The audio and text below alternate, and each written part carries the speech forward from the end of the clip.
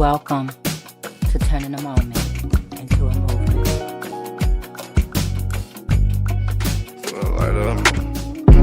Just let the light of mine. I'm gon' let it shine. I'm gon' let it shine.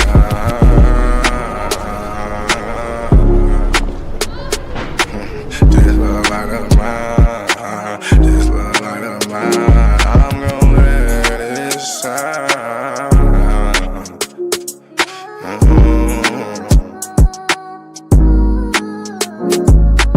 This little light of mine, I'm gon' let it shine. I'm gon' let it shine. This little light of mine, I'm gon' let it shine. I'm gon' let it shine. Oh Lord, just let it shine. This light of mine, this light of mine. Oh Lord, would you please just let it shine. Take the drama out of my life. Oh Lord, every night the pain ain't right. I wake, I never sleep. 26, 10, and 7, that's just me. Every day I need a little seed. I need a little fresh air, man, I need to breathe. All I know is trauma, all I know is tickets. All I know is no visit. All I know is a mission to get straight up out of prison. Lord have mercy for it. Lord have mercy on my people. Preacher Mary Washington and all my real. Lord have mercy with my people. I pray to God, we really need you. When I was down bad, when things weren't going right, every time I prayed at night, I put my hands up in my face. I said, Lord have mercy, little light of mine. Lord God, please let it shine. It's the drama that I live in my life. I swear to God, I was a bad guy every night. 10 toes down, salute. Everybody suffering, everybody who trying to make a way. Everybody looking for the sky, everybody looking for that piece of pie. In a law library, I know what that feel like. Hoping that somebody get active and involved in your situation. Man, pop your collar and pray. Cause Lord have mercy on my soul. And they make bad guy father get out soon. And the rest of those brothers who be mobbing to child each morning. Oh man, I ain't going to this afternoon. Man, I'ma miss dinner today. I got a couple noodles. Hey, you know what that feel like? Do you know what it is?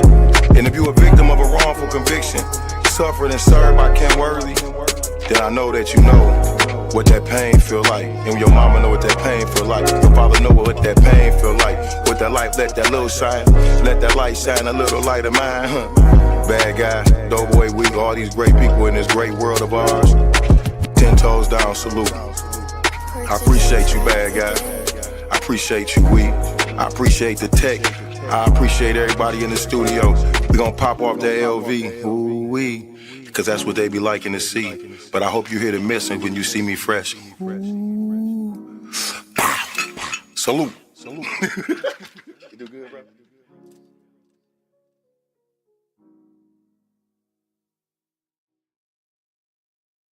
Greetings, everyone. Thank you for joining us tonight on Turning a Moment into a Movement. I am J Love, your host, and I also represent the Justice for Gerard movement. Gerard is the reason why we're here, because he was wrongly convicted of a crime he didn't do, and he went to prison for that crime.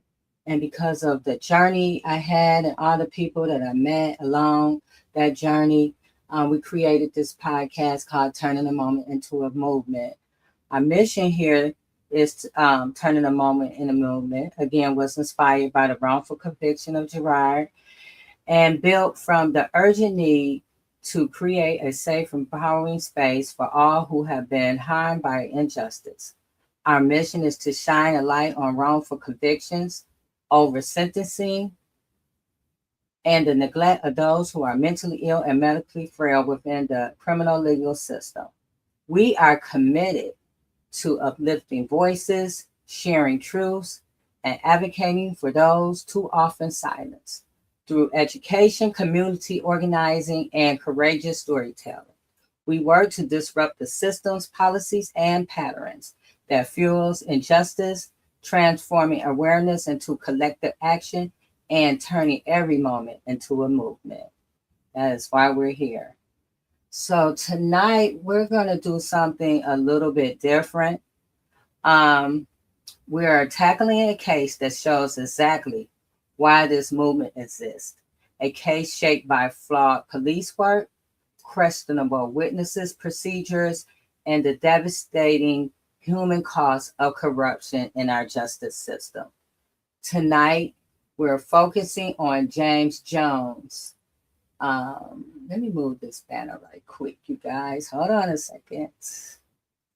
We're focusing on James Jones.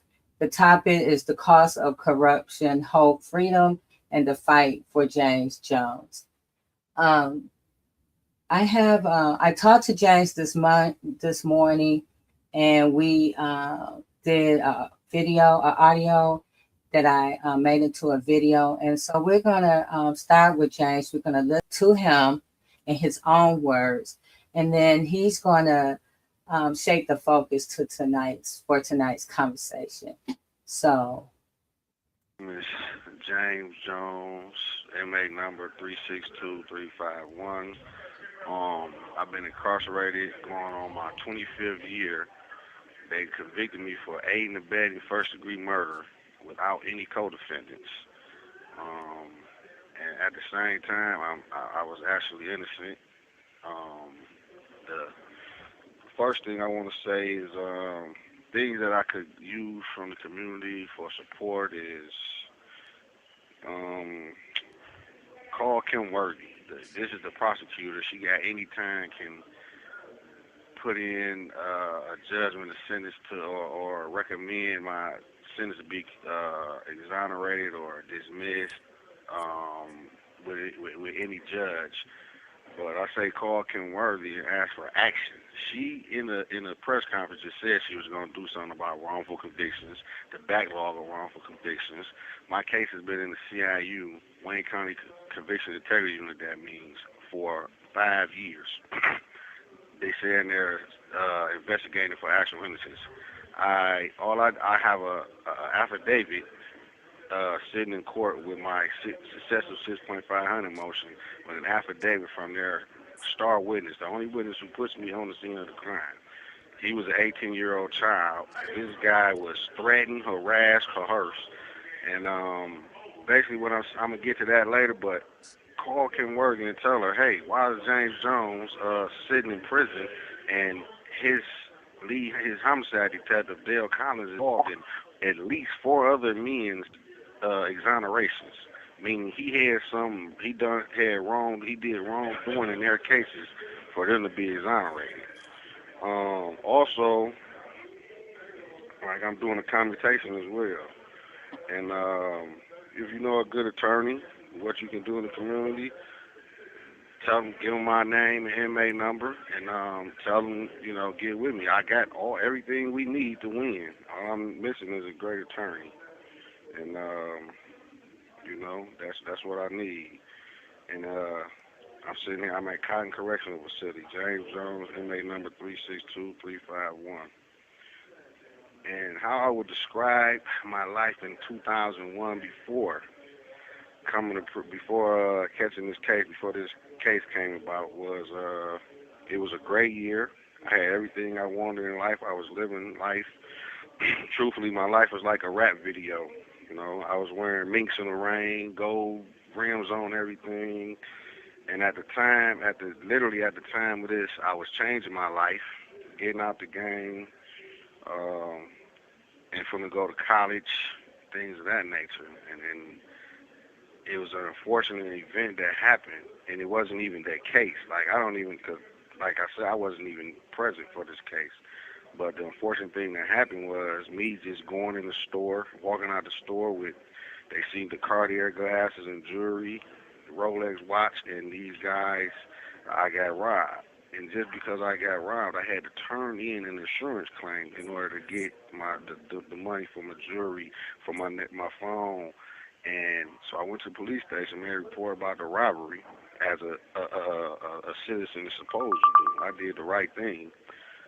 They called me in the next day talking about come look at some pictures and all this and that. I go down there, they arrest me without a warrant for first degree murder. So yeah, up until then, my life was great.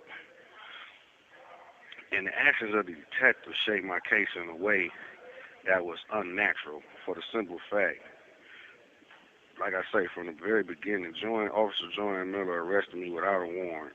I got a writ from my attorney to release me. They transported me around to 1300 Bobian first. She arrived there. Dale Collins came in trying to question me. Same thing he did to Devontae Sanford and other guys. Question you when he know you without Mirandizing you. He knew my lawyer was on the way. He tried to question me. I threw my mink hood over my head and went to sleep on him. So after that, they had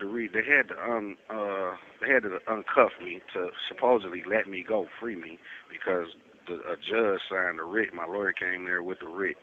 But what they did was uncuff me and rearrest me under a capious alias warrant that they just came out the blue with, and they knew that I was not this guy, and they rearrested me and held me.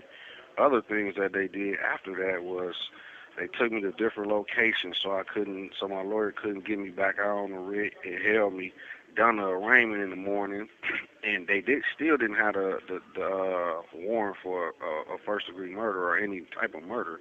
So they arraigned me on this alias capious drug case that this other man had. And then at the end, William Rice was in the court. I'm looking at him on Zoom. He passed the prosecutor something, and they say, "Oh, and first-degree murder," and hand it to the judge. She read it off.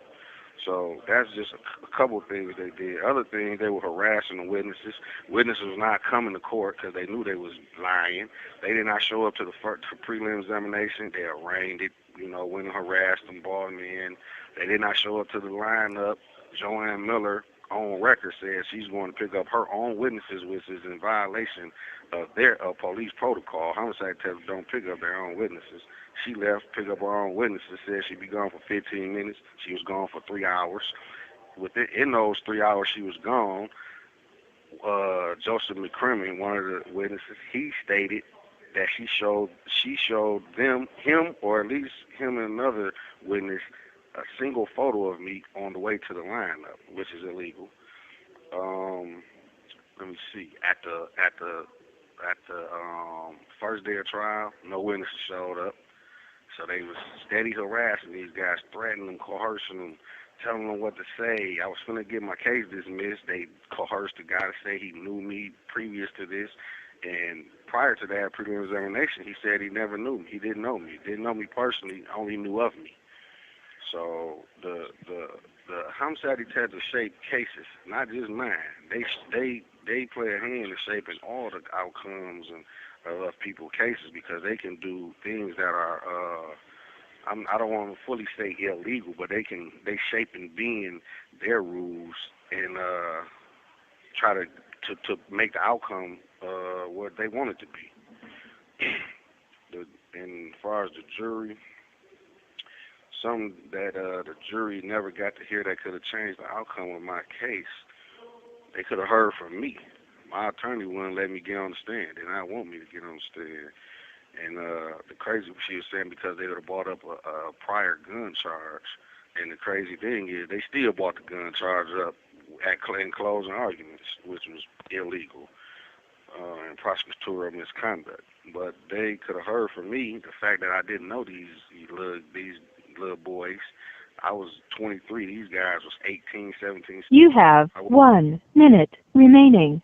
And another thing was, my attorney didn't collect eyewitnesses, which was my mother, my girlfriend at the time, and other things. And they would have been able to tell them it's impossible for me to be two places at one time. If I was at my mother's house showering and cooking and messing with my family, I couldn't have been on the scene of this crime. What else? The governor, what she need to know and understand is she campaigned hard in Detroit and got the African American vote. And we are what's got her elected. But these types of injustices are normal in Detroit. And she has executive powers that she can simply look at our commutations on the merit and not just time and time, and she can get us released. She can do executive orders and abolish and amend these draconian sentences. As far as aiding and abetting first-degree murder, you get natural life. That's draconian. And them are just a few of the things that the governor should do. Thank you for using GTL.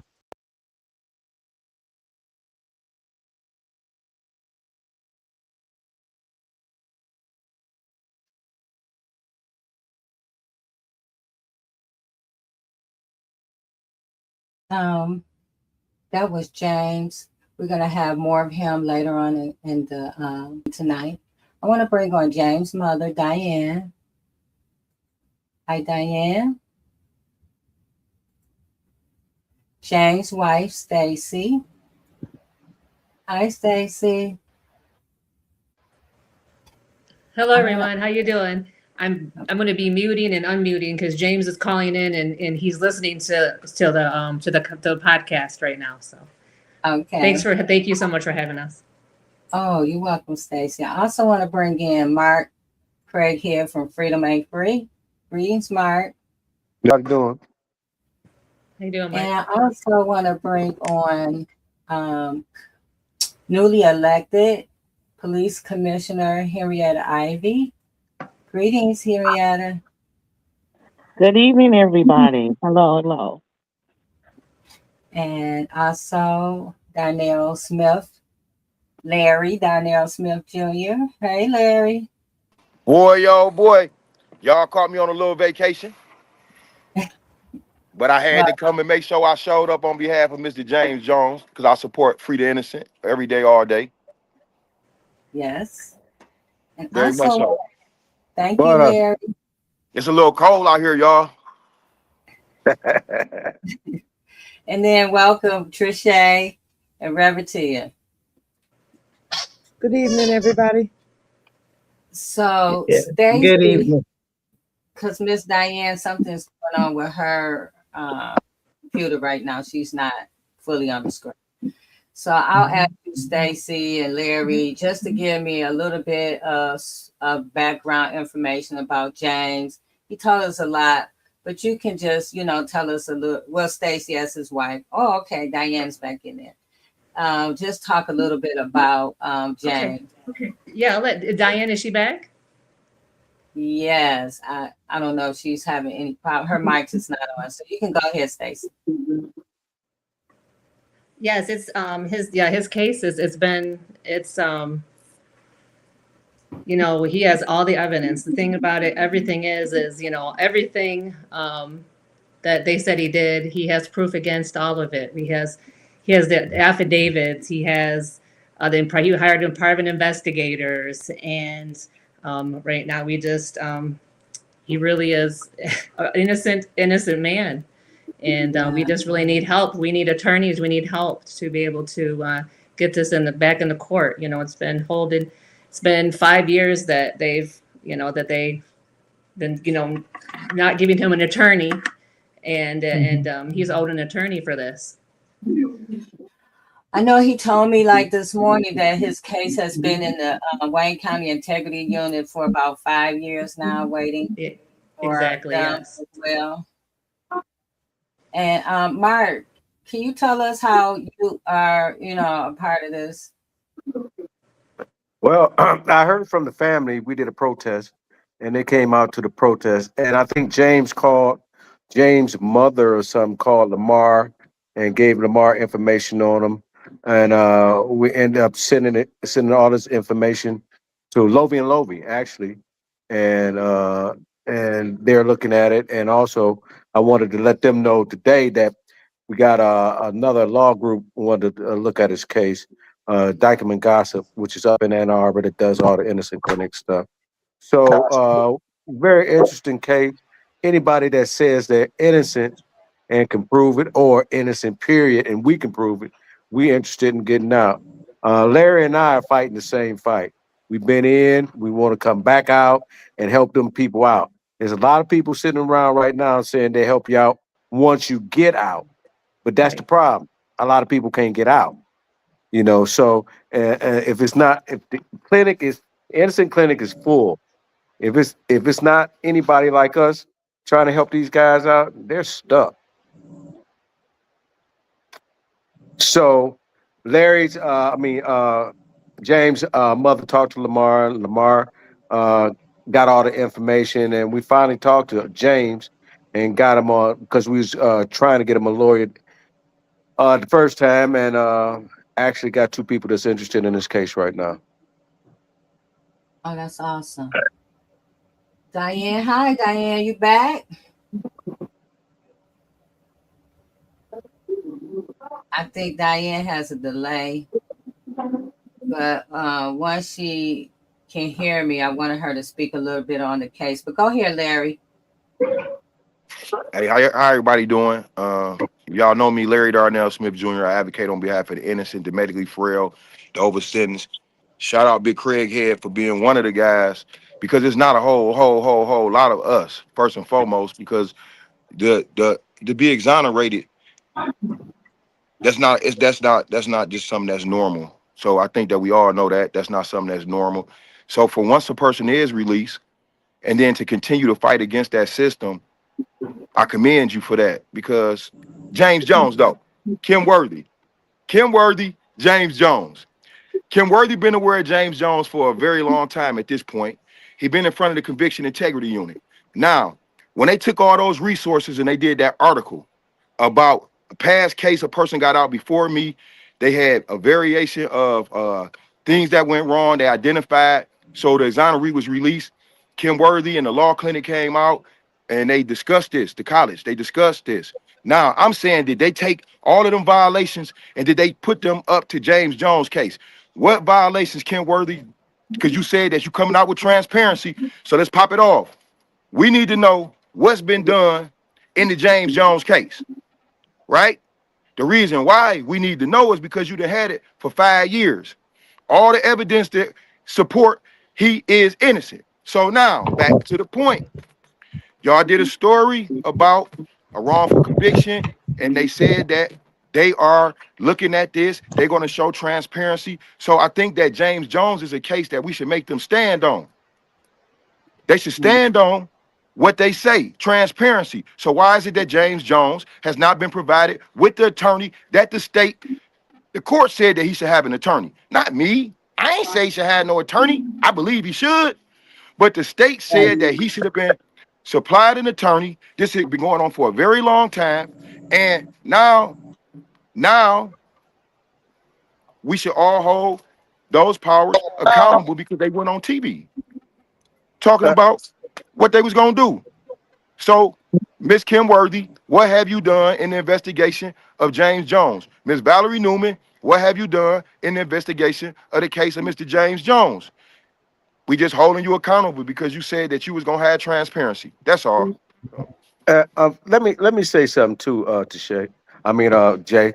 Back when we was protesting a while ago, uh, one of the items that Kim Worthy said that she couldn't let nobody out or look at any cases because they didn't have any money, and the police commissioners were supposed to vote to give them some money.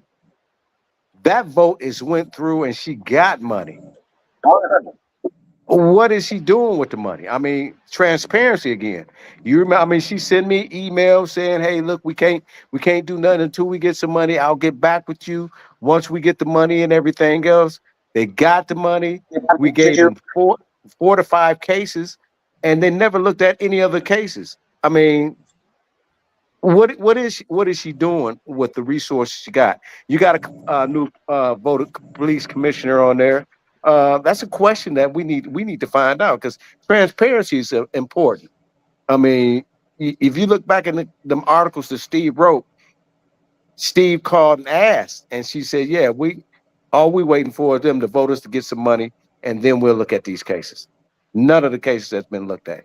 We don't know what's going on with the money. We don't know whose case she looked at. Transparency. The whole smoking screens. Y'all just smoked us out, hit us with a screen concerning something that took quite some time ago at this point, and not addressing the people that's suffering, the families that's suffering right here in the moment. That's where you should took that time. That's where you should have took those resources. That's where you should took taxpayer dollars, the college, whatever they donated, whoever donated some money. You should have donated and producing an innocent person up out of the institutions. But that ain't what you do. You take your dollars, you take these taxpayer dollars, people get released. Let's talk about Darrell Ewing quick.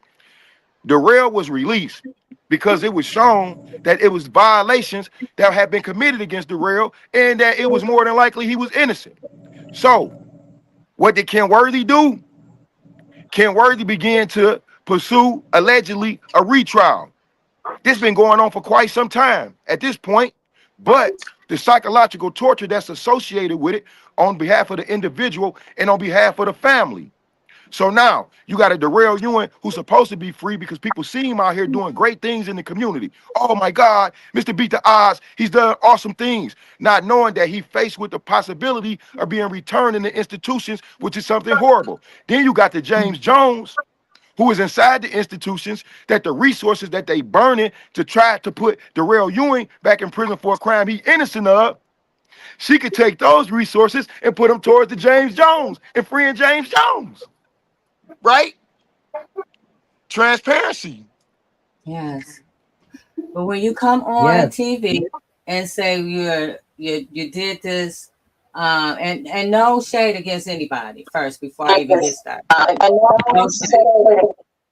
But when you come on and say that we're going to do better, we done looked at this one case across the board in a blame-free environment. So that means no accountability, and say, hey, this is the results from that, and this is what we're finding, and we're going to do better. And then you have Mr. James Jones sitting here for 5 years waiting for somebody to give him an answer. He has hired a private investigator, something different than anybody else I have talked to on this platform. He hired a private investigator to get all the information he needed to overturn his case. And he's still, still being held, with no answers. Go ahead, Diane. Do you hear me? I think Diane is having some technical difficulties. Yes, I can hear you. Okay. Yes, Diane. So, can you hear me? Yes. Go ahead. Okay.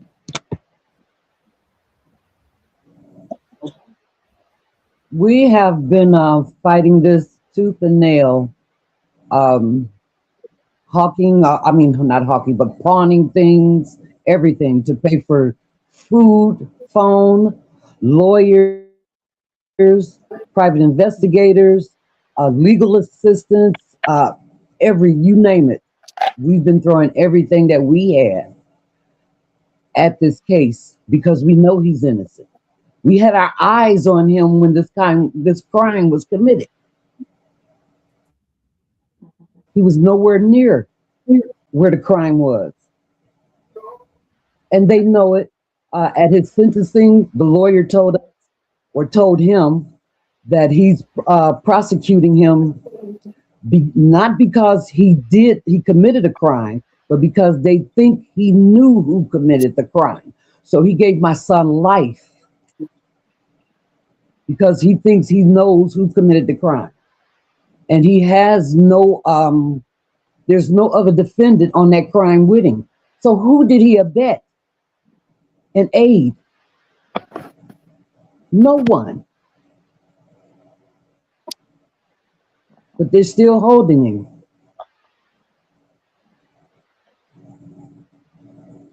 At his lineup, we have assigned a report from the lawyer, the lawyer that's supposed to stay there and be I can't think of the word. I have a closed head injury, so some words won't come that I want. I know the words, but they won't come.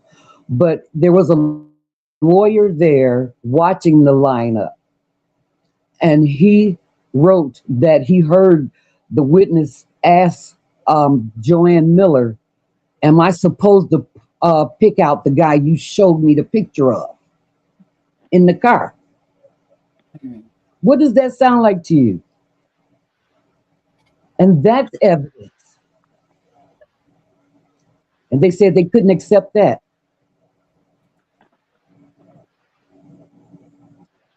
Valerie Newman said they couldn't accept it because it was old evidence. It wasn't new evidence. Make that make sense. It does. For my son. 24 years in there. 24 years that he's lost with his daughter. She's now a graduate of Albion College and working for Mayor Sheffield. And he is also a college graduate. And he's going back to school for law. We have tried to keep him hopeful because I know he's coming home, no matter what. But we do need help and advice.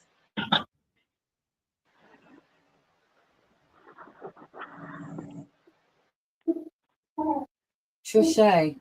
We do need that. And I thank you all. And brother, Mike Craighead, you do your jobs.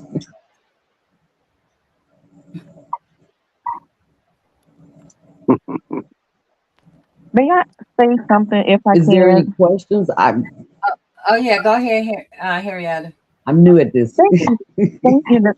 I appreciate it. This is really a hard listen because it's like I'm newly elected, so I am learning the position of the board of post commission. Although I'm kind of acclimated on what we can and cannot do as far as cases of criminal and non-criminal cases, but in this instance, because we will be the board that approve budgeting for allocations to different departments of the police department in Wayne County.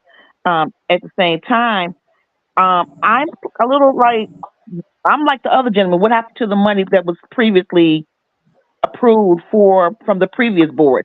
I don't know which board did it because it sounded like it may have been the board that was from 2000 to 2024. I'm sorry, 2004. But what I will say is, it sounds like you guys got some really hard evidence. Has anybody have he had a retrial with this new information, or they're just not giving him a retrial at all? Because with a retrial, with this He put evidence was a motion into court.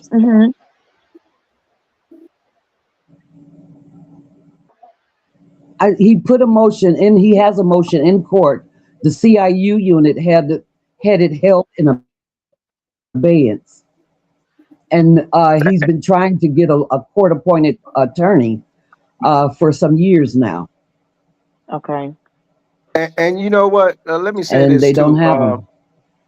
With her saying that her son's case has been in the CIU unit for 5 years, and when we did that protest, and when But he has the case in Judge Ramsey's courtroom. Okay, again, when Kim Worthy gave us her word that she will look at these cases And when the right new now money he's came waiting to that on legal office. help to present that I think it's 6,500 motion. She's waiting on them to present that and to amend it with some more new evidence that because it sounds like if we get a retrial, he will actually be free because so many things have changed since the time he was incarcerated. I feel like that the people are different. And I really feel like if he get a retrial and this case go back into the courtroom with a different type of judge, I really feel like the evidence that you have and everything you guys have collected over the years will set him free. So I just in listening to this, because there's not a whole lot, because I'm not a lawyer, I don't know the case. I didn't sit down before anybody, but I can just tell you from my own knowledge that their retrial will be the one that would set him free if he can get that retrial. Go ahead, Larry. Hey, how you doing, ma'am? Miss Henrietta. Hi. All right, so my name is Larry Darnell Smith Jr. I spent 27 years in the Michigan Department of Corrections for a crime I didn't commit. I never had a retrial. And what I mean by saying is, it don't work. It's like a lot of rubber stamping. The people who should address things, at times they tend not to. So when they don't address them, and you move on down the line to another court, you end up being denied based on the previous ruling that that individual made, if it had merit or not. It's like a very slim percentage of people who get relief through the court Retrial. in that regard. So when I was released, and like a bunch of other people was released, I think it was 40 some odd people, they say, right? I never been to court. Like, I never went to court. I was in there asleep. Some guys woke me up. I hopped up, hit my head on the bunk, like, man, what's wrong? They're like, man, you on the news, you going home, you on the news, you going home, right? Mm-hmm. Now, for 27 years, I said the exact same thing. I didn't do anything. I have not committed a crime. And the officers that they've been discussing today was officers that was directly on my case, that directly affected my life, that took me away from my mom, took me away from my family. The same way which Miss Diane is saying about her life and about her child. I'm in agreement with you. A retrial would be cool, but the reality is the violations are so heinous. Why have that not been addressed by the prosecutor's office? Because under Rule 3.8, it's a rule. And under the federal rule and under the state rule, once the prosecutor is put on notice, they have a job to do. It's her duty. So with James Jones' family and James Jones is asking, and when they filing these motions, she got a duty to look into it, but she don't. So when you say about the retrial aspect of it, it's so difficult to get. It's so difficult to get. But if in a court of opinion, though, right? If you can set all of this information out and you set it to an independent, somebody who didn't have nothing to gain or nothing to lose by looking into the James Jones case, right? That's what the conviction integrity unit was supposed to be. Go ahead, my bad, bro. Go ahead. Oh my. Thanks, Larry. And I'm Mark Craig here. I did 7.5. So what Larry's saying is totally true. To get a retrial is a kind of slim and none. You know, they allocated the money that was allocated from your guys' commission to Kenworthy was supposed to be to the CIU unit to get extra help to look at cases. We brought them 5 to 6 cases that was under scrutiny for the same investigator. She promised that if she got some money, she'll look into these cases. Now she can look into James Jones' case. We don't care whose case she look at, as long as she used that money correctly and be transparent. Transparent. We know nothing about this 40 violations, the 25 new rules they put together for a better cooperation or better chances of them not arresting the wrong person. We know nothing about it. Now, if we out there protesting your old way of doing things, don't you think you want to be transparent for the new things that you put together? Her Yep, thing I would was actually that say so. Yeah. Hello? But again, what board of police commissioners were voted in at this time? Because I'm a new board of police commissioner, so I'm not privy to this information, but I would like to know if you had that information. Who were the commissioners at that time that supposed to approve this about a money? year ago, and I can get Oh, it was get a the year names. ago. Yeah, Okay. yeah, I can get the names of everybody because the guy that do most of our protests, Reggie Crawford, he's an old policeman. Shit. I mean, he can tell you everybody on the board, Yep. and we don't understand. Like I said, if you was asking for money, you got the money. Where did the money There go? you go. Because nobody's been released since she got the money. The Wow. guy that she said got the 40 violations, he's already released, been released. Use that Mhm. money for the James Jones. Use that money for the 5 people that we brought up and everything else. I mean, at least let us know. We got families. Well, like you see James Jones families. We got Yes. families waiting to hear what you're doing with that money. I mean, Miss James Jones' mother she been to everywhere. She been to our protest. She been to, I mean, everything. She's trying to do Mhm. everything to get us. I know my dad did the same thing. And it's not right to keep, I mean, you're not just affecting James, you're affecting the whole It's the family. family. Yep. I Oh, mean, you And then said he audit. said, Audit, said Kim Worthy. Audit. Where's the money? That's that term they be using. Donald Trump. Donald Trump. We need the So audit, this Kim. this No, is this is seriously. a recent act for funding. This is not something that happened when he got convicted. This is recent acts of money that could have been used to open up this case and put it toward what's been discussed tonight. That was that's what I wanted to try to figure out, like who were, because I know who the board commissioners are now because they're leaving out and we're coming in.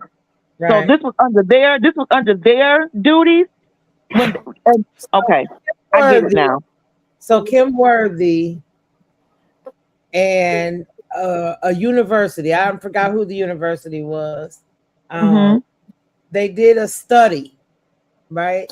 They did a study just recently on a case that the person was already out.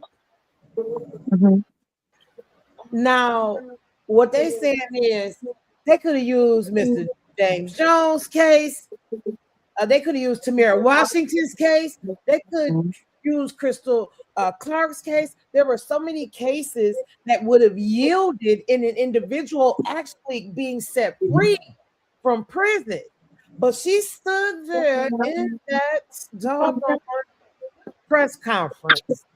And see, this is she didn't use anybody else. She said, I'm just so grateful for this blame-free process. But Kim Worthy, let me let you understand something now. There is a reason why people are wrongfully convicted. Whether it's witness misidentification, whether it's police misconduct, whether it's prosecutorial misconduct, there are a plethora of reasons why people are wrongfully incarcerated. That reason.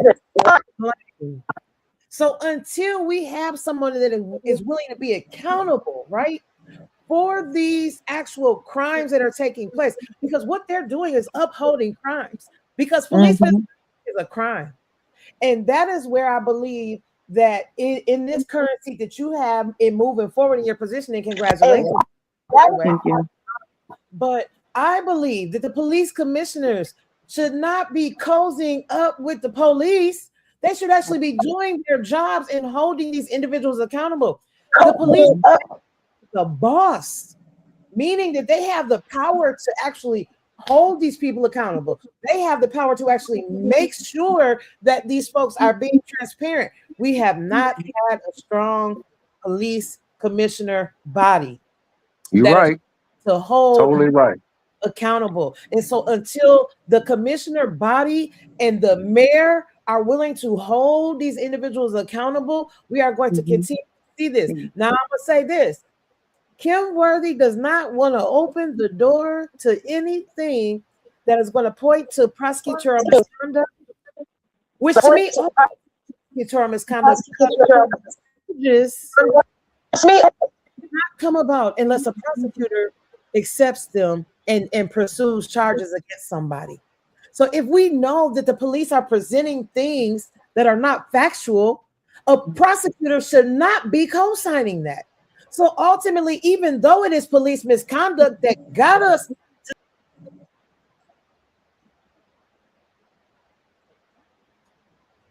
Okay, Trisha dropped out.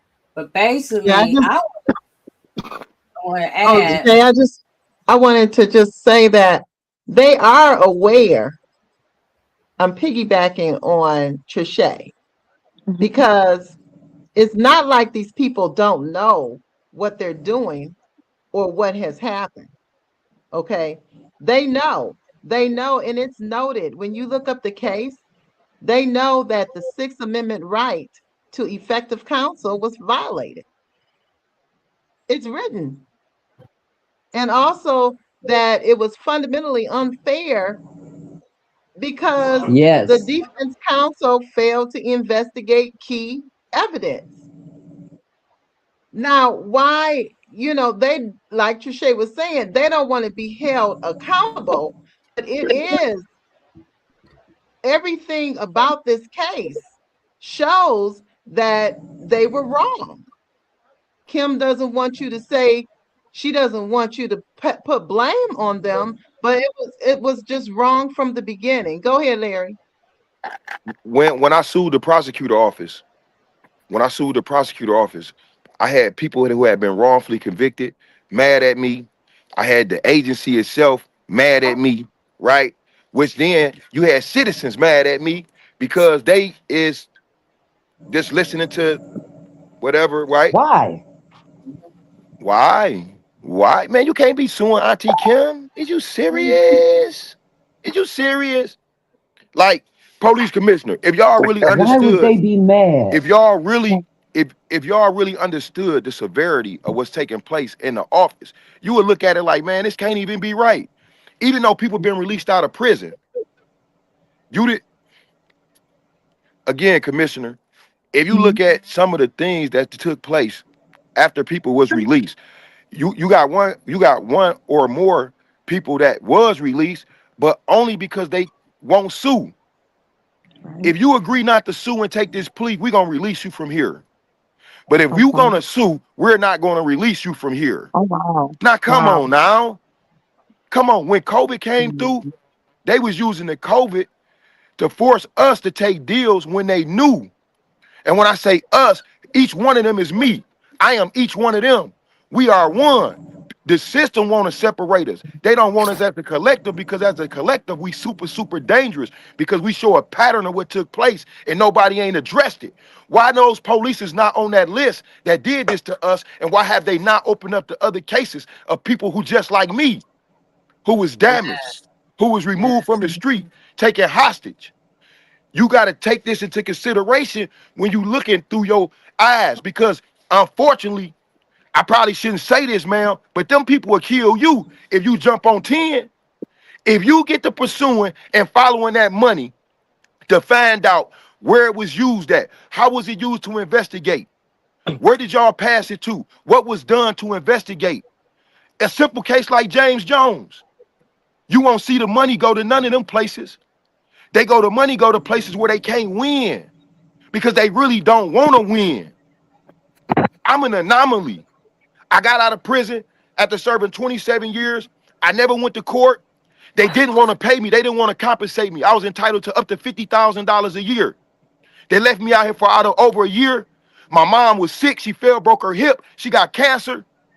And then they say, oh, we'll give you a fraction if you would take it. In that process, I'm suing. I'm not stopping suing. I'm continuing on. So I end up getting paid quicker than any person out of Michigan because they wanted to shut me up and get me out the way. They tried to buy me off. They tried to bribe us. They offered us to become a nonprofit as a collective, exonerees, in order to get $50,000. The Wayne County Prosecutor Office. See, it's so much that just take place, that then took place, that no, you're not aware. No, they don't want you privy to that information. No, they don't want y'all knocking at no doors. They don't want y'all to follow that money. If you follow that Yeah, money, that's them. you follow that money and see where they put it at. If you Google Mr. Beat the Odds, his name is Darrell Ewing. He represented himself in the courtroom. You can pull it up on YouTube and watch it all. The judge chopped him up, called him a liar, whatever the case. When he finished with the judge released him. Kim Mhm. Worthy has been vehemently going out to try to reconvict this man. How many taxpayer dollars is that? See, you got a process that you can look at. It's there. These people that's on here, they can show it to you. But once you get that information, right? Seriously, Mhm. what you gonna be able to do with it? Because like I told you, this been going on before you came into play. See, it's been going on since before you came into play. They gonna keep on doing what it is they can do because they can get away with what it is that they doing. Mike Dugan, think about it. You got the mayor of the city of Detroit. When he was in the position of prosecutor, he ordered the destruction of files, thousands of them, Mm. thousands, He purged the files, thousands with a S. Yes. Wow. and, So and not only all that, these Larry, people, but go ahead, bro. but not only that, but the attorney general was in that office with him. So that's corruption What? from the top. Yeah, And if you look, Dana hold Nessels on, was in the office with Mike Duggan when he destroyed them files. and You know, bro, Mm. so hold on. that's I ain't mean to why. cut you off, That's why. but it's some years. I'm just saying. Let me just say this. You got transcripts of people. Michael Cox, who was the attorney general before these attorney generals, was in the courtroom making deals with police, bold police, making deals with Bill Rice and them in the prosecutor office, in the judges, in the courtroom. This is record. Michael Cox. Then after his convictions, right? As a Michael Cox, prosecutor. Then let's go, bro, my bad. Then you move over to Mike Dugan, prosecutor, right? Come from these same demographic, same era, pushing the same thing. So how somebody gonna get a new trial? You How ain't gonna somebody get gonna get one. some relief? I'm sorry, bro. I You ain't. just had to say that. Yeah. And you No, I know what, too, appreciate though? that. Thank you. Let me just say this, too. You know, they asked, I put a complaint into everybody. You know, I put a complaint to Kim Worthy when the investigator that me and three other guys had cost the state of Michigan $25 million already, and she's getting sued again because I'm suing. So I put a complaint in there. Kim Worthy said the reason why they ain't investigating her because nobody gave a complaint. Well, I gave a complaint, just like the Purge Files. I asked them about the Purge Files. Why haven't nobody investigated the Purge Files? They were stupid enough to say because nobody put a complaint in. So I put a complaint in. Dana Nessels answered me and said, "No, we're not investigating that. No reason." She said the statute of limitation is going past. But if you know anything about the statute of limitation, purge files on a murder guy, you got to keep them files 50 years or until that prisoner dies. Okay? You destroy them. So you destroyed the possibilities of these guys getting out. Not only did you destroy the possibilities of these guys getting out, when you look at the totality of the problem, you got the attorney general in the office with the mayor in the same office as prosecutor. That's just like the police investigating the police. Mm-hmm. You ain't gonna come up with nothing positive. Yeah. So Dana Nessel investigating Mike Duggan. I mean, this is the second time she let him go because she let him go when they was investigating his wife new business and everything else. She let that go and said, I ain't investigating that either. So it's corruption from the top to the bottom. You know, that's why the James Jones and everybody, that's why they can't get out. You know, they do Money. I they can't do that hear little shuffling anything. dance for a minute, and then they say, okay, we investigated something. So y'all should be happy. We ain't happy. Me and Larry is just a small piece of the people that got out of prison innocent. It's a lot of more people in prison that's innocent. I mean, you know, it's numbers of them. Yeah. We numbers and dollar signs. That's all it is. Mhm. You Numbers Yeah. and dollar signs. And when you they know, this is my last comment. Unfortunately. Larry was talking about how to save the state some money. You know, I'm pretty sure when Larry went to court to try to get his money from the city of Detroit, the state of Michigan, they fought him tooth and nail, probably 3 to 4 to 5 years. You know how much money that is in attorney fees? Do you? I mean, they attorney fees. bro, You know, they ain't knowing that fight you, me. Hey, check this out, knowing, y'all. If y'all look at it. If y'all look at my case, man, they didn't. I had never done nothing wrong to nobody in my life. Like, period. Y'all just picked me up and then one day just put me back down. You feel what I'm saying? So in that fight, bro, look, I got out February 4th, 2021. I don't even know how long ago I got paid. It's been over a year or whatever. Been over that. I did it shorter than any period of time than any person. And that's because I sued the prosecutor office and I put the prosecutor in direct opposition with the police. So now they telling on each other. Mm. That's what created that because they was telling on each other, bro. So they like, man, let's Mhm. get dog on up out the way. Dog talk too much, man. He come on now. But the thing is, this now, if you take Tamara Washington situation, Tamara Washington is somebody who came up on Kim Worthy, under Kim Worthy watch, came missing under Kim Worthy watch, and Kim Worthy talked to her directly on the telephone concerning what had took place in her life. She convicted based on aiding and abetting a person who was found not guilty. She was bonded over for the suspicion of gambling, and she was convicted of armed robbery and gave 30 to 50 years. They destroyed the file. She went to court. It's on video. Why they in there saying, "Oh, we can't find the records. We can't find the file." So on August 24th, 2021, I put Kim Worthy on the phone along with Tamara Washington in front of 20 exonerees or more. The conviction integrity unit, they had a whole conversation. She had a whole conversation with the head Wayne County prosecutor. I'm talking about, Charles, the day before my birthday. I had just got out of prison about 5-6 months or something like that. Whatever. I was geeked. However it happened, I was so happy, like, yes, yes, yes. And they still haven't found the file.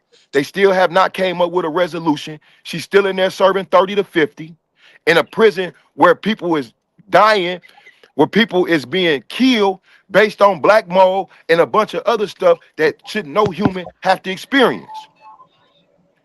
And what I'm saying is that you can use your money, taxpayer dollars, and use it to work towards freeing somebody. But they don't. They use the dollars in order to continue to keep the convictions. So that's why you see James Jones' mom suffering, his wife like, please, his child and grown up. And it's just like, what do he supposed to do? And then there's a cycle of this. It continues. We're talking about Larry, 27 years ago, James, 20-some years ago. Then we're talking about my son, five years ago. You know, it's not that it stopped. It continued because it hasn't ever been addressed. Who has been accountable for these wrongful convictions? You keep hearing these same names coming up in case after case after case. But nobody, not one of these officers, nobody in the office of the prosecutor has been held accountable. No accountability. How can all these names keep coming up and then you have a platform and say, we did a study on a blame-free environment? William Rice, Monica Childs, y'all did a story on a blame-free environment. You got names that keep coming up. Hey, hold on for a minute. Craig Head. Yeah. What's that lady name did that to y'all? Barbara Simon. Now, that's some people just heard you say that name that's going to hear this, and they loved ones are still incarcerated based on faulty testimony of Barbara Simon. So you go out, you and Lamar, and y'all protest in order to help some of those people that's left behind to regain their freedom. That's why I say I salute you. I respect that. I appreciate that. Because without that, bro, people trying to figure out how they're going to get some health care insurance. People trying to figure out how they're going to have some food on their table.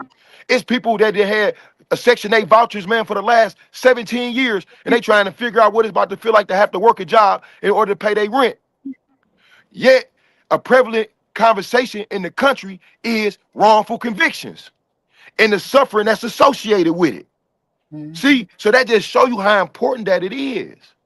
So, Mr. Commissioner, like I say, if you want to go and look, seriously go and look, we can point you in a direction, but just know some of the stuff you're going to find could turn your stomach and can hurt you even more mentally when you realize that it's not as easy to do something as your heart might tell you it is.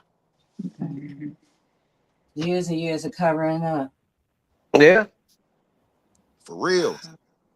This is definitely mind blowing just to hear the conversation. I wanted to sit in tonight because I wanted to hear the stories because I'm an advocate outside of being a board of police commissioner. I'm a political advocate, and I advocate for human rights, social justice, and criminal justice as well. And so this is the thing that I bring to the board is my advocacy for the rights of humans and the rights of people. And so this is something they I don't know, they don't know how passionate I am about advocacy, but they're going to find out.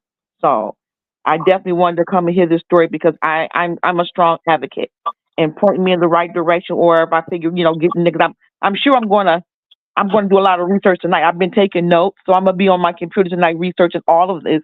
And not saying that what you guys are saying is not true, but I like to see the back end of it with my own eyes, so I'll know how to advocate in this type of a situation. So I'm definitely a strong advocate for that. And this is one of the things I ran on was transparency, accountability, and truthfulness. And I didn't know this case was under the current board of police commissioners because we're coming in 2026. The other board is coming out next year. So all this information that I received tonight and these requests were under this current board. I'm curious as to why was that voted upon and nobody did any follow-up. Right. But what I can say that this new board coming in is way different than any board that anybody's ever seen. and we've all recognized, even the people that work in the police department, like this new board is different, and we are. And we're different in a way because every last one of us come from advocacy. And that's what makes a commissioner different than just a regular commissioner who actually worked in the system, who maybe became a board member because they used to be a ex member of the fraternal. This board, we come from all different walks of life, but one thing we all have in common is advocacy. And so I think I started to see some things look a little different, and I'm like, oh, they know we coming. So trust and believe. I thank you for letting me sit in and listen to this conversation, because we have some very tenacious board members coming in 2026. So things may start to look a little different moving forward. Yes. Do I they want keep to the? play. Go ahead, Larry, because No, I just after you wanted to know. finish. I just wanted to Go know: do ahead. they keep any of the old? Do they change the whole board of commissioners, or do they keep some of those old ones, or some of them old people that's on there that alleged they was part of advocacy? Well, Do they get to stay on there? no, because everybody that was previous, other than the staff itself, are new. We have one that's coming back that's incumbent. She won her seat, but all the rest of us, we're new. Okay. And so we have to I think we have to appoint a new at large, because we have some at large members that their term is up in 2029. So but the 7 that's coming in, with the exception of the one that was an incumbent, we're very different type of board coming in. I'll say that honestly. Let me And if we ask you a get this question. new, yes, Yeah. Now you say you the new board coming in, and the yeah, old board just allocated the prosecutor office some money, or the CIU unit some money to investigate or get new investigators and everything else for cases. Will you hmm be privy to ask what happened to that money? I mean, hmm because that affects your budget yeah, also. yeah. We'll And be at, yeah, will you be transparent about what happened? Because we don't know absolutely, what happened to that money. I mean, you absolutely. got Nope. you got Yeah, us because and family members. Go I ahead. want to, yeah, we will be very transparent about that budget and where money went to previous before us. And we will be taking again, this board is very eye detailed, and we're very curious as to what happened to things that should have been done that did not get done. And so we will be privy to the budgets and where money was allocated to. And hopefully they'll be transparent with us and they won't hide anything from us. But we got good eyes. We got good Okay. eyes. So, and we're very smart. So, and we know when BS is happening, when, I'll say this again, I'll say it with a smile. This new board is so different. And everybody that saw us come in, they're like, oh, wow, this is going to be a different board. Yeah. That's good.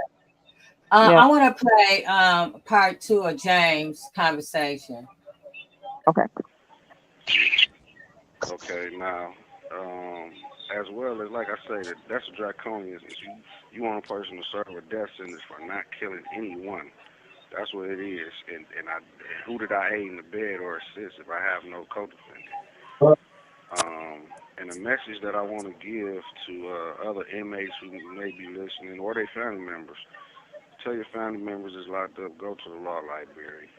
Read, write judges, and I would say write lawyers, but I have written at least 25 attorneys, and all they care about is money. But don't let that discourage you. Keep on writing. I'm still writing. Also, let me see. This Officer Dale Collins, and this is the thing what we had to do. Like I said, Kim Worthy is the head prosecutor in Wayne County. She just done an interview saying she was gonna look at her backlog of cases. She was gonna be transparent, and that she would look into cases where these officers are showing up more than one time. It's a crime that this Officer Dale Collins is showing up in Delonius Searcy's case. He's been exonerated. She's shown up in Devontae Sanford's case. He's been exonerated. She's shown up in Ramon Ward's case. He's been exonerated. He's being sued by Ramon Ward right now. He's being sued by Bernard Howard, who's been exonerated. He's in his case.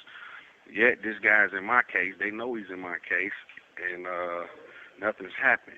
Now, to take it even deeper than that, this guy been around since the late 80s, and it's a memo in the DPD written by the Deputy Assistant Prosecutor Robert Agasinski, February 8th, 1995. He sent a memo to his boss, Richard Pazinski, regarding jailhouse informants and coerced statements.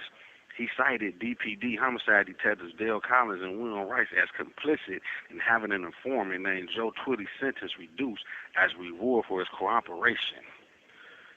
This goes back. This is deep rooted in Detroit homicide section and division. And if this was another state or city like Chicago, when they have officers like this, they open up that officer's whole case file and look into the case. His partner, which is his partner in my case, Joanne Miller, she's responsible for Jimmy Ball being released, in which he had to go up to the federal court. If you can look up Ball versus Nagy 2022. She lied and withheld evidence that ended up getting him released and getting a reversal, in which the federal judge says Joanne Miller has credibility issues herself. So Chief Bettison, Kim Worthy, Val Newman, let's get back to doing the right thing for the public. You in public office. There's men in here dying in prison, getting sick in prison, having back surgeries, catching COVID and dying, and other things that should be free, that's actually innocent. You know, I have stated I was innocent through my whole trial. When they asked me what I wanted to say, I said, I'm innocent. You got the wrong man. This is what I said at the end of my trial. So it's not like it's a secret or anything or something new. Also, my judge was very biased, and when you have a biased judge, people say, well, he's innocent. How did he make it through this and through that? Well, when you got a biased judge who, before you get even at your arraignment, before you get convicted, said something that this disgusts me. I put you on probation five months ago for a loaded weapon, and you go out and kill people. Can you really think he gonna grant any motions, any pretrial motions for me? No, it's impossible to think that. That's like asking the slave master to free you. Make it make sense. So you have them doing all these illegal tactics, and you bring it up to the court, and they know it's illegal tactics, and they still say it was a harmless error. Any error that they make is harmless, but any error I make can get me convicted and make me lose my life. So I've been here for almost 25 years, wrongfully convicted, and getting denied in court on harmless errors, where they say, oh yeah, the courts will say, like the Court of Appeal said in that, I brought up judicial bias on the judge. Because of that comment, they say, oh, while we do find this troubling, he didn't do it in front of any jurors, so it's a harmless error, but it's an error. You're admitting that it's an error. But any one wrong move for me, and I'm cooked. And I just would like to say, it's a lot more brothers and sisters in the MDOC that's wrongfully convicted, and this is like a real movement that we need to be behind, because at any given point in time or day, this could be you or your loved one in here wrongfully convicted, fighting for their life, and then you will see how this really is. No one is like people that they want you to, well, you got in there, now get yourself, now get out. Prove how it's easy to get in, and it's hard to get out. The corruption is real. And we need more attorneys that, like, guys, use your resources in here. We need more attorneys that take these type of cases pro bono. Y'all want to take the case after it got in fought tooth and nail and scrunched up everything and emptied his pockets and families coffers to get out of prison, and then you take the case just to get a lawsuit. Like, that's not right. Help the guy when he getting there telling you he innocent, he fighting for his life. Help him then. You know, we gotta we need change amongst the people as well. Yeah. And the police, like the Detroit police, you would think this is Mississippi. That's why I call Michigan Mississippi, because you would think we in Mississippi when you hear my story or hear other guys' stories of how we being treated by these detectives. These are African American, mostly detectives at these times. I don't know how the police force look now. I'm sure it's more adverse, but Back then, these was all black African Americans. I'm talking about Dale Connors, Joanne Miller, the chiefs, Bully Cummings, and all these chiefs of police, and they allowed this to go on. You know, for years. You think Kwame, y'all only seen Kwame Kilpatrick. Y'all think he was corrupt. So he the mayor. So who you think was under him? How was they? These are the police. They allowed him to do all that. So it's been going on. This is an internal problem. So new Commissioner Ivy, listen, you got a chance now to step up and show what your regime is about. You can look into these cases. You can reopen these cases. You're the police commissioner. Nothing is against you and your new regime. Show us that you're different. Show us that you're about change. Show us that you took office to make a change. This is what people be police for, right? So you don't have to sit back and just allow these things to keep happening. You can open up the case. You can say, hey, these people was wrong. The outcome of this case is very questionable, at least, you know. And how can you have confidence in the system that allow these type of cases to happen? And then you allowing a man to sit in jail who can be out there. I got plenty to give to the community. Like I say, I had money before prison. I'm not like some of these reeds get out and they selfish and holding on, squeezing a penny, going to get fresh, and that's all they and spending money tricking with women. That's not me. I know what to do when I get out. You know, and I want to reach in and help others give back. I want to start something to help others give back so they don't have to be doing the things I had to do in order to fight and claw tooth and nail to get out of here. Luckily, I have a strong support system. I have my beautiful wife, Stacey Lee Jones, my mother, Diane Jones. People like Jay Love willing to step in the ring with me and help get my voice heard. Butterball, Big Brother, he helping. He doing what he can with his voice, you know, with his platform. We need more people, you know. Lamar Monson and Freedom Ain't Free, they trying to help. We need people that really can strap them on and help. And we need funds. Everybody needs funds. Fund J Love. Fund Freedom Ain't Free. Fund people who trying to help. Just throwing your money away at the strip clubs. All you ballers out there, you listening. Help do something righteous with your money, because you can't take that shit to the funeral home. You know, you can't bring it all to prison with you. It's only there's two roads you're going down. Before you get there, do something to help somebody. Karma will help you. So, with that said, I just want to thank everybody for listening to my story. You know, and I'm sure there's plenty others who got stories like this. Like I say, my case been in the conviction interrogation unit for 5 years. I was appointed attorney from a judge, Michael Hathaway, a year and a half ago. And this show you how the system works against you. He appoints me an attorney. The Sado people, Maria Palmer, she's head of MAX. She won't even appoint me attorney to amend my case. Why?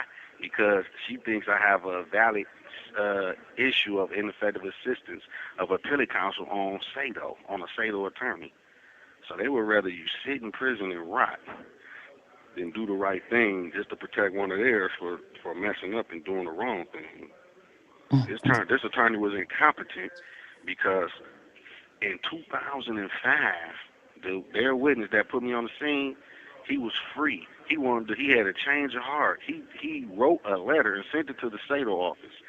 I got the letter. It's time and date stamp. Everything I speak of people, I got the evidence to back it. So it's time and date stamp. Telling her he lied. I was coerced. I was threatened by the police and whatever else. He left 2 phone numbers on here for this lady to call. This attorney, Jacqueline McCann, she tells me, yeah, I'm going to look into this and that. I'm going to investigate it. So I'm thinking it's handled. Man, I'm still in here. 2019, I send a private investigator to contact the young man and interview him. He does an affidavit saying he was coerced, he was threatened, and other things. So she failed to investigate. She didn't do her job. So since she failed to investigate this valid lead from their star witness, I'm still sitting in here, you know. 20 years later when I could have been home. So they act like it's my fault though. You know, it's not my fault. So if all I'm saying is the powers that be and there's reasons why it took Ramon Ward 26, 27 years to get out. There's reasons it took Larry Darnell Smith, which is Butter, 27 years to get out.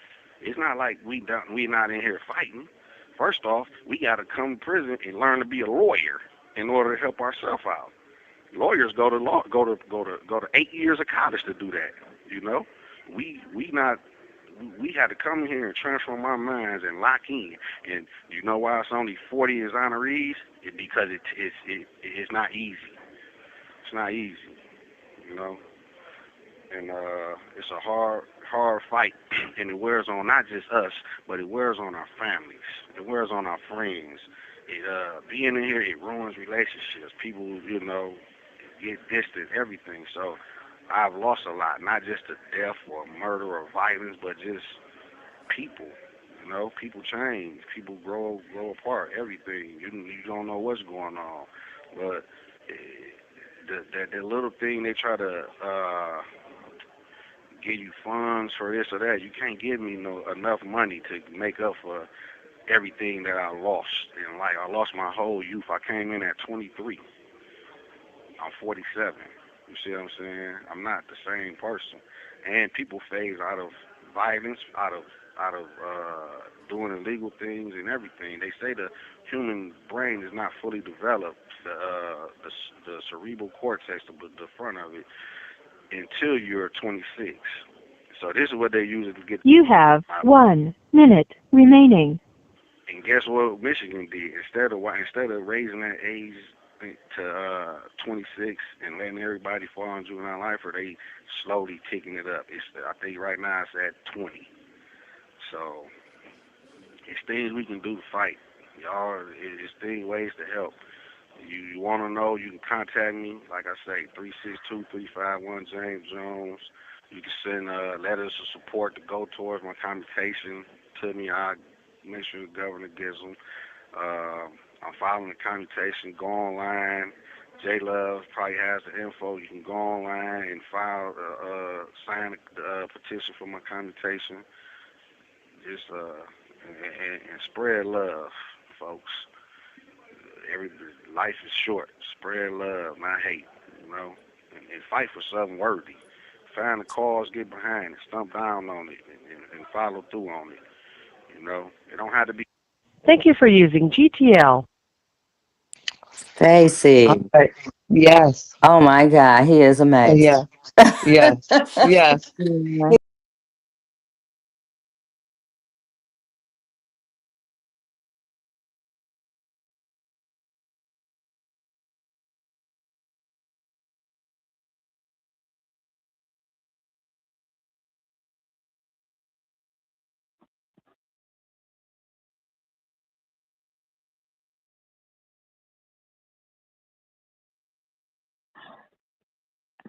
I can't hear you. Okay, I'm sorry. Okay, I hear you now. There you go. Yes, I'm glad that you came on tonight to listen to us. It takes great courage and to just come in here and listen to all the things that's going on in the office that you're about to sit in. Some of this information you probably would never been privy to if you were waiting on some of these other people to give it to you, I'm sure. So I'm glad that you came on with us tonight just to hear just a little bit of what's going on. The stories are numerous. We hear stories all the time. This platform we created just so people could come on to have a space to tell their stories. I know it's very frustrating. I'm a mother who went through it, Diane, and so many other mothers that I have met on a journey, even with my son, that are very frustrated with this system. So to hear someone come on and say, what they're going to do better and nothing is even being done, is very disheartening. to a lot of us that's in this fight for wrongful convictions and trying to help free others. Trisha, would you like to add something? I am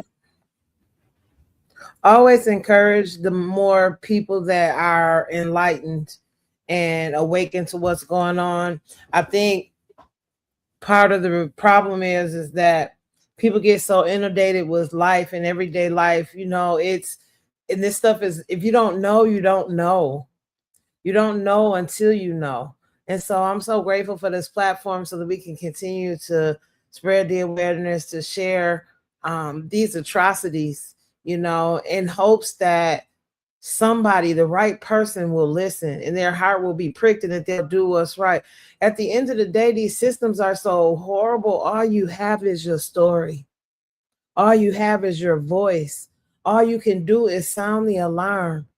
And that's what we are committed to do and what we continue to do. Again, we honor you for coming on tonight, Miss Diane, Miss Stacy, Miss Henrietta, and we just got to keep battling. The battle doesn't stop, and we won't stop either. Go ahead, Rabbit. Yes, I piggyback on Trisha, and just I'm so blessed. We are blessed to have you this evening, and just wanted to let you know we will continue to lift up you and your family. And Henrietta, we support what you're doing. We love having you here on this platform. It shows that your advocacy in the community. Diane and Stacy, I just thank God for you. Your son is absolutely marvelous. He's a phenomenal man, and his living definitely is not in vain, and he is already preparing for his advocacy. And that inward spirit that keeps you going and motivated. And so we just pray that you continue to have that power from within, that nothing can get in the way. And just like with Trisha and Jay has witnessed, and with everyone else, that's right, Deanna, as we come together in unity, there's strength in unity. I'm telling you, things will turn around. We don't always know how, we don't always know when, we don't always know who.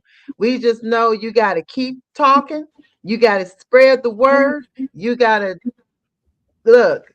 We never want to stop. We are never going to stop, because this whole system has got to come down in a way so that we can begin to actually have rehabilitation and reunification of families and allow our communities to heal.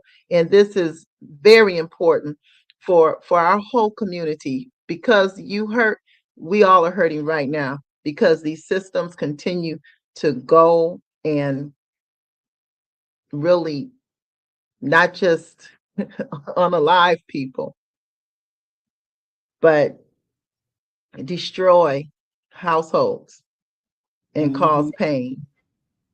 And they don't want to be accountable, but we are holding them accountable. And I just want to say thank you. Yeah, Jay, I want to add real quick, Miss Henrietta, I didn't know that you hadn't actually taken the seat yet. And so I think that is a blessing, and it's noble too. Because my thing is this: the best thing to know what somebody's going to do is what they've already done. Right. And so just the advocacy that you have already put in, we are just grateful for the transition and what you can bring to this seat. And we want to do whatever we can to support you as well while you are supporting us. So thank you. Yeah. You're welcome. I just tell everybody that if you live in District 1, show up to the meetings. Meetings are very important to get pertinent information on cases that families have put complaints in, or just get follow-up information on what's happening with their previous case. This case here, again, I'm going to make sure I bring it up in meetings. I know this it's a criminal case, and I know we don't have a lot of input on criminal cases, but we can't advocate with the families. And so even if I can't do anything as far as legally, I will be advocating with you. That's what I live. I advocate. I love advocating. I tell everybody, just if you look up Henrietta Ivy, most of my advocacy is in home care and fighting for caregivers in the state of Michigan, and that work has taken me far, taken me very far. So my I'm there. I'm glad I was able to sit in and be privy to the information, to hear the stories, because you have to hear the stories and then this type of position to know how to fight.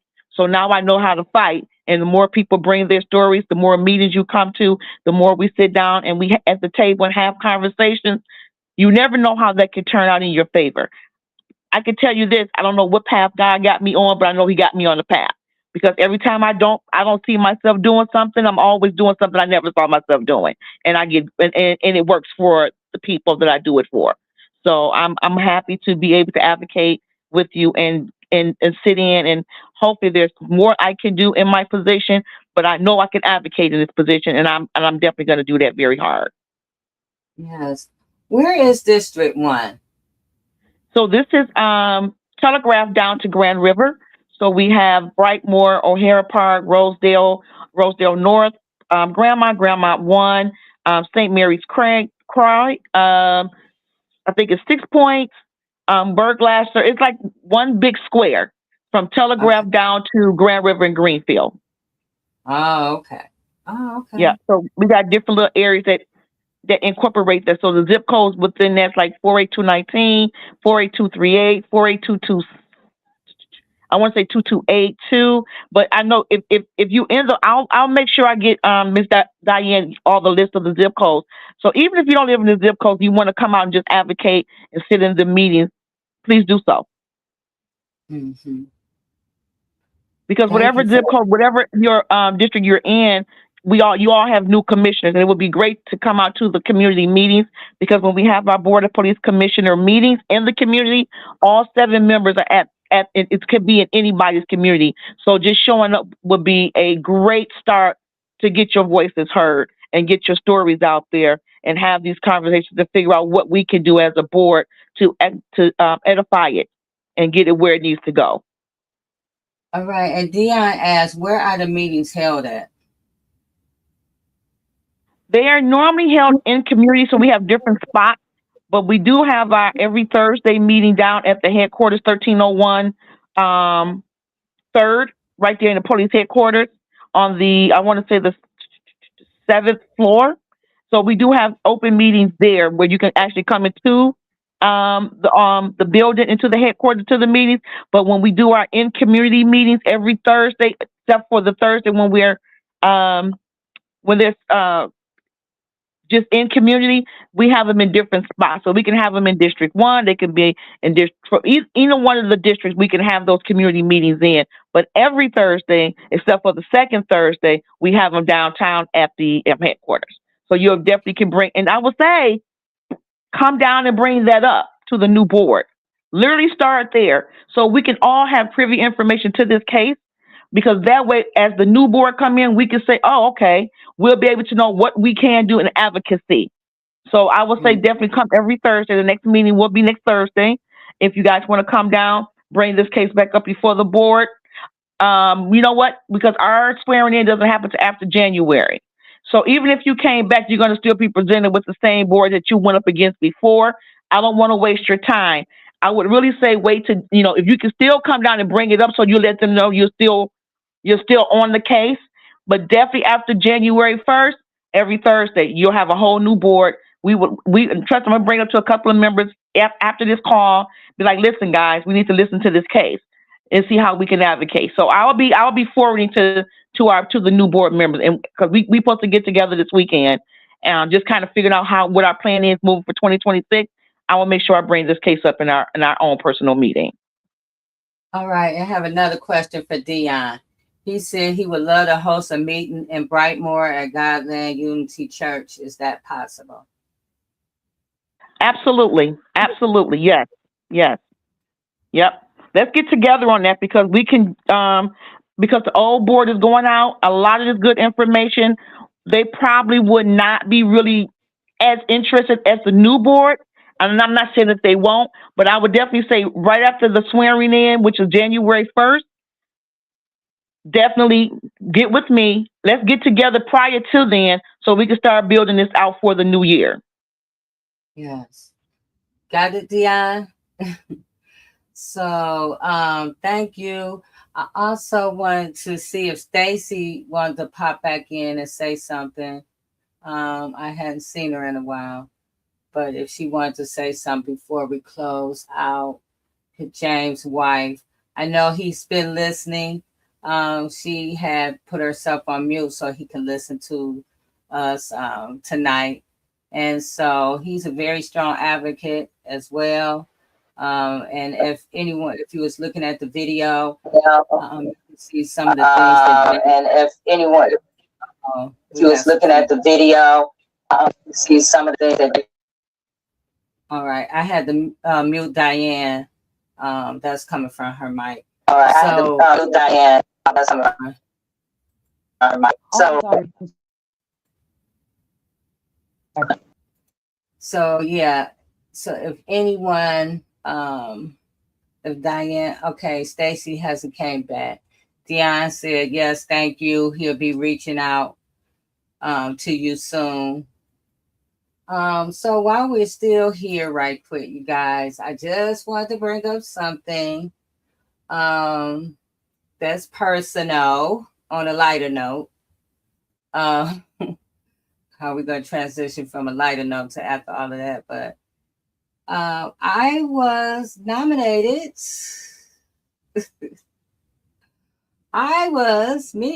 Nominated for an award through Michigan United Martin Luther King Day Awards, the Mammy Till Political Hero Award. And I am so honored for that. I don't know who nominated me, but I am so honored that someone thought about me in this way. And so please support it. There's the link there. You can vote. I will put the link in the chat later on tonight. But yeah, you can go there and vote for me to for this award. I'm just really honored just to be nominated, and thought of in that way. But yeah, so you have to January the 7th to vote, and the link is there, and we will put it everywhere on the Turning the Moment to a Movement page, and also later on in the chats. So yeah, I'm so excited about that. So. And also for all of those new listeners and those who want to come back, when we come back after the new year, I talked to Trisha, and the support groups are going to start back up again. The task force is going to start back up again, the Wrongful Conviction Task Force. So just reach out to us. We'll have flyers and links available for that.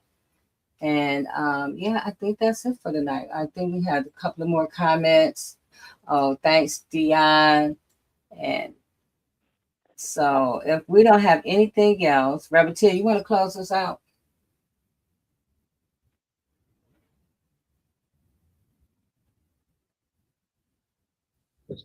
I had to take my find where my cursor was to put my mic back on.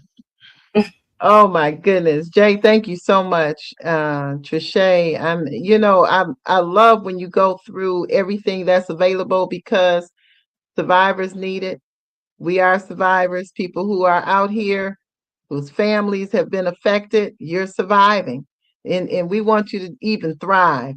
So, having those resources available is phenomenal for our community. I just want to say thank you. Thank you again for that, for Survivors Speak and turning a moment into a movement.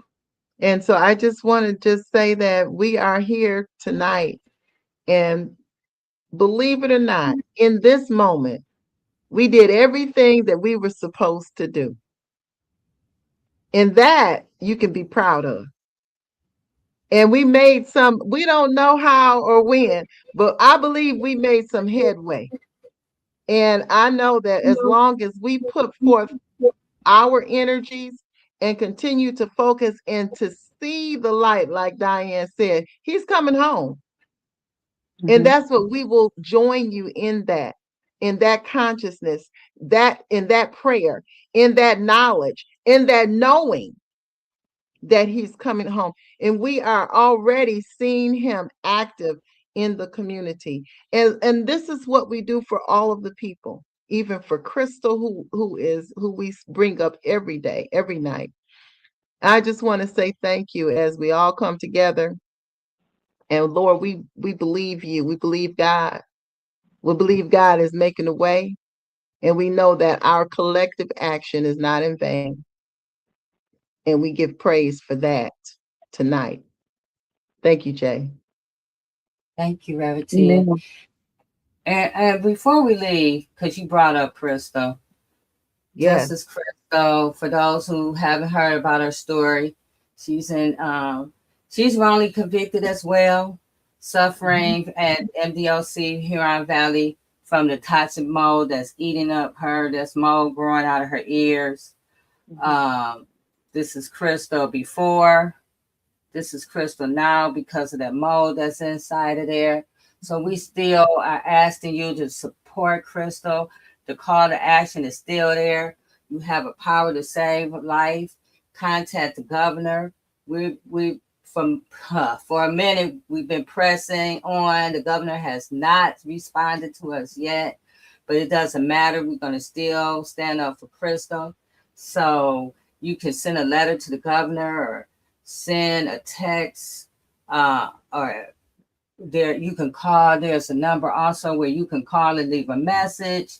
And we just want to keep Crystal in our prayers. She's been going through a lot lately. Her vision is being affected now by this mold inside that facility. So just keep Crystal, and as well as all the other ladies. We have so many women who have been reaching out that's sick from that mold at Huron Valley. And so even though they want to deny and everything, they know it's in there. There's been tests that proven that it's in there. And so we still standing strong for Crystal, free Crystal Clark. So with that being said, we'll see you guys next week on Turning a Moment into a Movement. Good night. Good night, everybody. Just a light of mine. I'm gonna let it shine. I'm gonna let it shine. Just a light of mine. Just a light of mine. I'm gonna let it shine.